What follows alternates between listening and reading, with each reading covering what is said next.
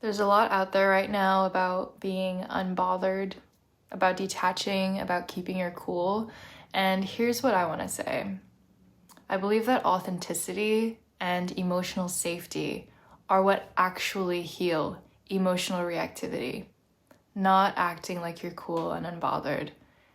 If acting unbothered feels like a mask to you, if you're also a sensitive woman who carries wounds around feeling unseen or unheard, and if you want to really feel secure in yourself and not just like acting like you're not triggered or that you don't care, then this video is for you. Let's talk about why being unbothered isn't actually a flex, how it can make your emotional reactivity worse, sabotage your relationships, how it can create or flare up physical symptoms in your body, and what you can do instead. So first, let's get to the definition of being unbothered. So for this video, we'll say that being unbothered is wanting to have more control over your emotional state, like you don't want to feel so easily triggered, activated, or reactive. You want to manage your sensitivity. And if this is your definition too, I get that. I have so much compassion for that because I used to be that way as well. As a highly sensitive person, I know that even when you're already doing the work to heal your childhood trauma and regulating your nervous system, it can still feel like your emotions are so big, overwhelming, and just all-consuming. It can be hard to separate yourself from your emotions. You know in your head that you shouldn't be reacting this way, but your body is still experiencing that need to react and getting pulled into it. So I'll explain why that happens in a second. And I just also want to say that I know even though some content does say that being unbothered isn't about acting like you don't care, and then it goes deeper than that, I agree with this, but I think what ends up happening is that it still feels like an act when you're trying to implement it for a number of reasons that we'll get into in this video, and that can actually make your reactivity even worse. Because here's what's really going on under the surface. Your reactivity, your trigger, is the expression of an unmet emotional need. And you probably already know that there's a wound underneath that trigger that wants to be healed. But the thing is that a wound is being held in the body. That's why you can do so much mindset work, positive affirmations, thinking, analyzing, and still get triggered. And with acting unbothered, rather than holding space for your emotions, allowing them to express through the body and bringing compassion in that actually heals, instead it becomes a mind-level tactic, which then suppresses those feelings instead. It's like saying to yourself, you shouldn't feel this way. You can't be so sensitive. You can't let other people affect you like this. Just let it go, act calm, don't react.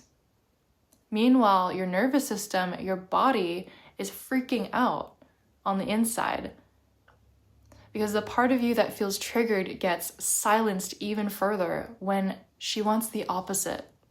She wants to be seen by you and she wants to be heard. If you can genuinely let go and detach, then of course, all means do that. Emotions are meant to be felt and released, not carried. But if you are trying to just let it go, to not care, and you can't, but you keep trying to get to that unbothered state without understanding really why you're activated in the first place, what you're doing is more like numbing yourself or dissociating. You're telling yourself and your body that it's not okay to feel what you feel, that it's not safe to have these emotions because they're too much for you to handle, and maybe you think they're even too much for others too. And what that does in the long term is it widens the gap between this part of you that's wounded and what she needs for healing.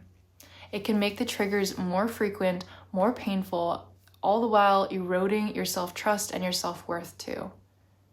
And I know this because I used to do the same thing.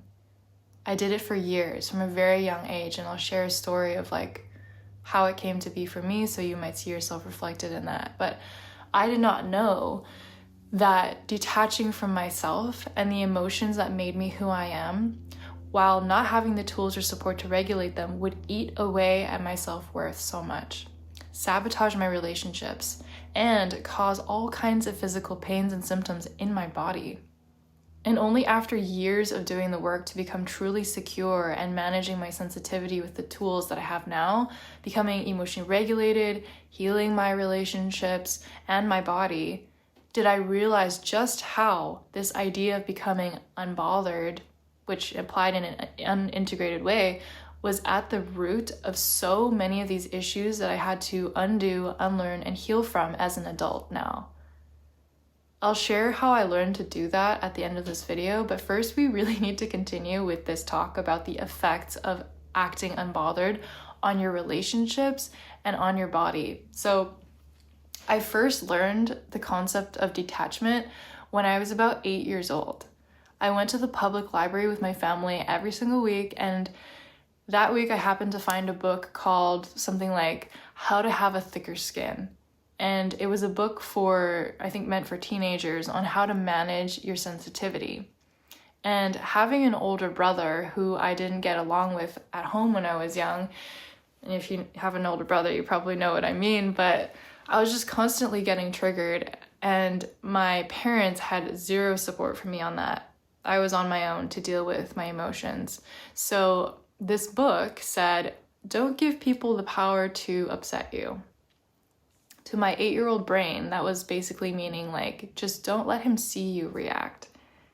And after trying that a few times, I actually did notice that because my brother couldn't see me getting upset, he wasn't getting the satisfaction out of it, and so he did stop trying to tease me and poke at me as much. So that was definitely a formative experience for me of suppressing my true feelings as a coping mechanism. And it really served me for a while. I'm not gonna lie. I really became the unbothered teenager who was cool as a cucumber, easygoing, chill, didn't really care. But on the inside, honestly, I was just numb. I was just neutral. I didn't feel sad or angry anymore, but I also didn't feel happy or joyful, because you also numb yourself to the good feelings too. When you numb yourself to not be bothered by the negative ones, you don't get to choose which ones you numb out. So that was fine for me until I actually started caring about relationships. I actually had, and even still sometimes do, have trouble expressing that I care. Going so long without expressing my true feelings for safety actually held me back from being able to connect with people the way that I wanted to. I didn't want my friends, family, and partners to think of me as the one who doesn't really care about them. But that was what came with the unbothered mask that I wore. So if becoming unbothered becomes the norm as being used as a safety mechanism, like I did, then the unfortunate part is that you don't get to choose or control when the wall comes down. So if you want to be able to access intimacy and vulnerability in the moment, and then not destabilize your entire nervous system in the process, my suggestion is to do the opposite. Do the opposite of being unbothered. Let your emotions be. Give them space to exist. I know it's hard, but they will show you what you need on a deeper level. And when they do, they release themselves once you've received that wisdom and the healing. I'll share with you a starting point on how I do that after this last point. One thing I definitely did not see coming about being my version of unbothered for all of these years, or in other words, numb and dissociated, was the physical pain that it would cause me. Yeah, it's true. I wouldn't have believed it either.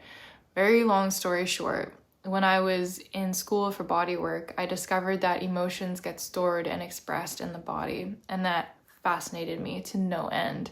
And after such a long time of suppressing my emotions, not allowing myself to externally voice, feel, or express them too much, they still found ways to express themselves anyway, from the inside out. Through chronic pain, illness, injuries, mystery symptoms. I had jaw issues, trigger points. Call it tension myositis syndrome if you want. But my body was speaking to me. And over the course of this last 4 years or so, I have healed pretty much all of them because I stopped trying to act unbothered and hide who I really was, how I really felt, and started to embody my authentic self instead. My body was trying to connect me back to my authentic self. Because I couldn't externally express myself, it chose to do it for me. So, what are we going to do instead? What are we going to do about all of this? Well, all in all, even though taking the advice of that book at 8 years old to become detached and unbothered has created all this havoc in my life that I've had to deal with, I still don't regret it because it taught me some very hard and necessary lessons about self-healing that now I get to share with you today because of it. And if you see yourself in any of these examples, I just want you to know that I see you too. It's really not easy to navigate the world as a sensitive woman who just wants to feel safe and connected to herself. So I see you and I'm right there with you. So here's what can help. So going back to our first point, that your reactivity, your trigger, is the expression of an unmet emotional need. So it's important to know that we have 26 inner needs, physical, emotional, mental, and spiritual, that are the foundation of self-healing. This is what I found in my personal clinical experience, which I also teach inside my Know Your Needs course. So this is how this works, right? So in terms of self-healing, when you're providing to yourself what you need, you have to know what all of your needs are, right? So when you do know the 26, when I, for example, meet my own needs, I create safety for myself so that with this safety, when I show my emotions, when I put myself out there, when I feel vulnerable, it doesn't feel terrifying anymore. I don't have to pretend that I don't care.